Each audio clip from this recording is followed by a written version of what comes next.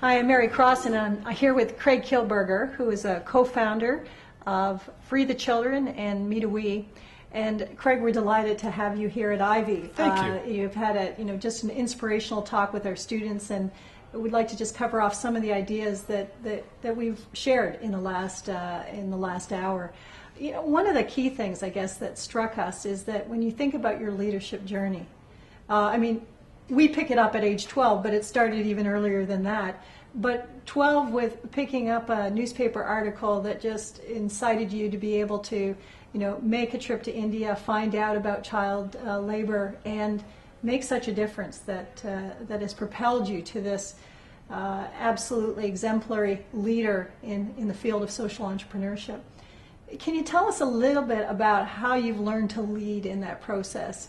And in particular, the kinds of leaders that you've learned from, how you've learned from them, and what you've learned.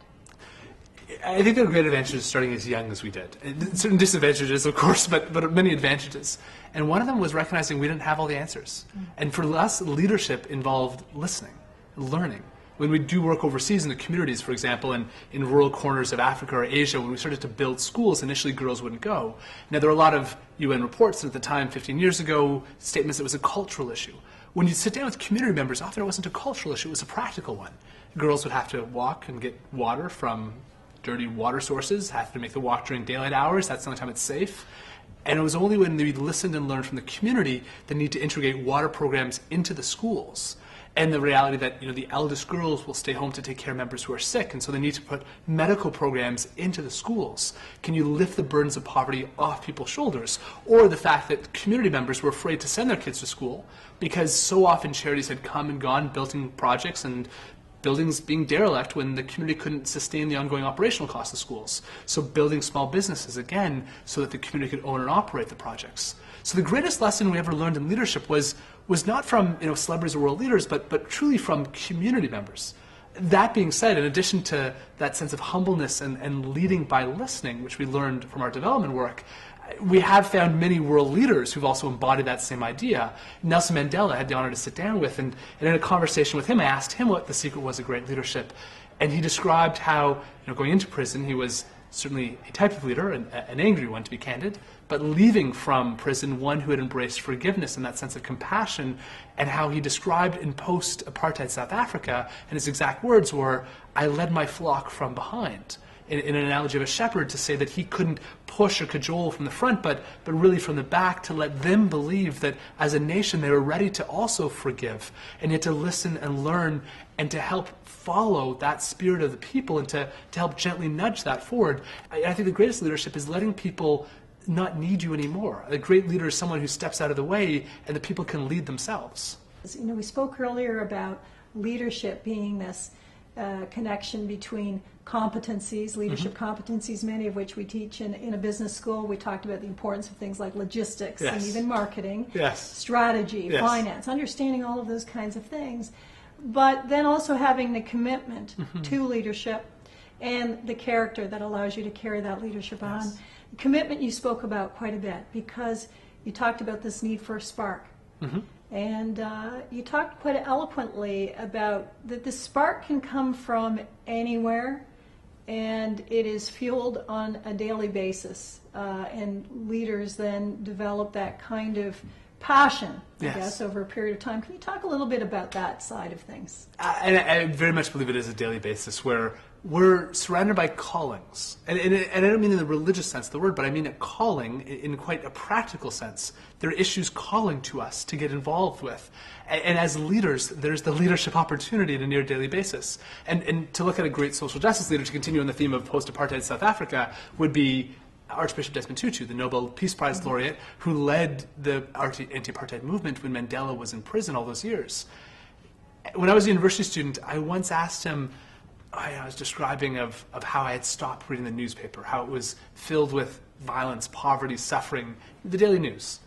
And I didn't want to start my day by staring at something so depressing. And so I said to him, I stopped reading the newspaper every morning, and I asked his advice on how to still stay involved in social justice issues. And it was an open-ended question, but he stopped me at one point, and he said, "College boy, what are they teaching you in school?"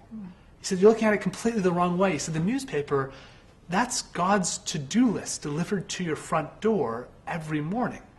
And he looked at the same experience, and I find it amazing that two people can have the exact same experience and look at it through a completely different lens, where he looked at the newspaper as a menu of issues that need our help in the world. And so many of us, myself included, until he shifted my mindset, had seen it as a collection of all things that were overwhelming or depressing or negative. And I found that particularly touching my own heart, because how I started in social justice was when I was 12, I saw an article about a child slave that was published on the front page of newspapers. And that same article was carried by the Associated Press around the world. Millions of people saw it. And it's a question of how and what does it take for us to not only see it, but motivate it to act. And I'm convinced there are more people than myself, of course, who felt massively angry and felt that sense of injustice when they saw that newspaper. But what are the support systems that we need in schools and families and communities to help people take action on that? And candidly, the willingness to sometimes take the risk and be willing to leap full force in. So, I believe as leaders that opportunity exists every single day to lead. But often it's a question of perception and the moral courage that goes with it. And so that moral courage is a really other key piece if we take a look at the character side of leadership. And I use that in the Aristotle sense of the word, not so much about ethical, sides of a character, although that's important, but thinking about wisdom, courage, humanity, justice, temperance, transcendence, those kinds of fine qualities of individuals that you really need to deepen in order to lead in the kinds of challenging circumstances that you certainly found yourself in. Some people think you're born with character or not. The reality is, lots of our research has shown, no, you develop leadership character, and you often develop it through adverse situations. Can you talk a little bit about leadership character in your experience of developing that? The most amazing leaders I've ever met, they're not presidents or prime ministers. They're often a lot of the street kids or kids we've worked with who live in some of the worst situations in the world. And how I define leaders, and I should add the caveat here that a lot of these street kids don't run Fortune 500 companies, and they aren't able to squeeze every profit of net worth. But they are great leaders when it comes to truly leading towards a goal, to inspiring, towards a compassionate leadership.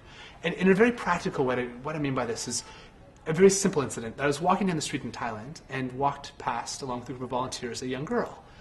She was hungry, she called out, she cupped her hand and touched her mouth. And it's a universal sign when people are hungry, asking for food. And one of the volunteers, he reached into his backpack, pulled out an orange, handed it to her. And I saw her peel the orange, tear at it. She was so hungry. But before taking a single bite, she stopped. And she looked at all the other kids who were on the street who were also hungry. And she started to share, to break it into tiny pieces, to give an equal piece with all the kids, till she had this one piece that she sat down and she ate. And I look at that action of an 8-year-old street child. And a lot of the street kids, I think, are the greatest leaders I've ever met. These are kids who don't have a lot, but they take care of their friends. They negotiate with police officers who are looking for bribes or threaten violence. They find a place for their friends to sleep at night. They somehow manage to get enough food to scrounge together. In developing countries, being a street child is extremely difficult. And the leadership skills required as a community, as a family, to stay together and to survive in those type of harsh circumstances, it's remarkable that these are children, 8, 9, 10 years old, who we perceive as being completely in need of all support, yet they're able to continue to survive in conditions that I don't think most CEOs and most of us would ever be able to survive in. Mm-hmm. So I look at that small example of that child sharing an orange, and I realize that the greatest of leaders, I believe, in facing the most extreme circumstances, are those who inspire that compassion and loyalty in others. I look at leaders like Dr. Martin Luther King, and we spoke about this with the students, who inspired people to stand in front of water cannons and attack dogs.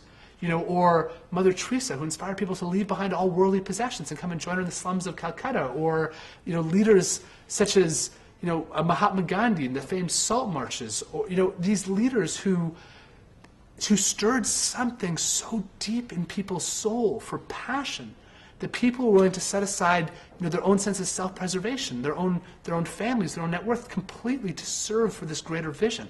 Now, I know in the corporate world, the idea of wringing profits doesn't ring true as social change.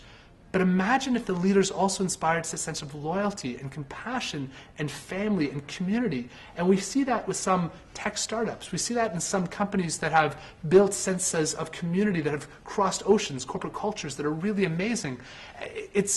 I think the great leadership challenge today to lead to our generation as 20-something-year-olds is we don't want to be bullied or screamed at or yelled at or simply incentivized by a paycheck. We want to believe in something. We want to believe in the mission of a company. We want to believe in the workforce that we're part of. We want to believe that our employer is someone who we trust and respect, and we're proud to call ourselves part of that team. That same sense of leading by compassion, by empathy, by gratitude, we need more of that type of leadership today.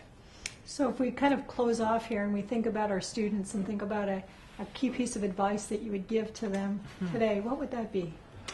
Oh, the piece of advice that I gave to the students who we had the chance to spend this past hour together is the simple formula of spark plus gift equals better world. And it's the most important formula I don't believe they teach in school today. Spark, we all have something we want to change in this world. At some point, something touched our lives, very personal. Maybe it was a family member who fell ill with a health issue. Or maybe it was a time that our own family was down in the luck and someone helped. Maybe it was something we saw externally to ourselves, a natural disaster. But at some point, we really felt passionate about an issue. And there's a million and one reasons why we may or may not have acted. There's a million and one voices out saying you can't change things. But to rekindle that spark and to match it with the gift, the students who are in this room are among the brightest, most talented students across the country, across the world, who have more privileges and opportunities to influence change. And I don't mean coming from a place of privilege. I mean the privilege to influence change, of living in Canada, of having an academic university at your disposal, of the peer group, of technology as a force for change. You match your gifts, the skill sets they naturally have, the drive, the ambition, with that spark. And whether it be creating nonprofits, founding social enterprises, or just bringing greater moral courage into the workforce, the potential of this generation to create a very different corporate workforce, a very different nonprofit landscape, is enormous. And we need those students to not just reach for a paycheck, but to reach to fundamentally change the foundations of business and change the foundations of the nonprofit sector through innovative models to look at social change on a systematic level. We don't need small change. We need massive change. And this is the generation I believe can make it worthwhile.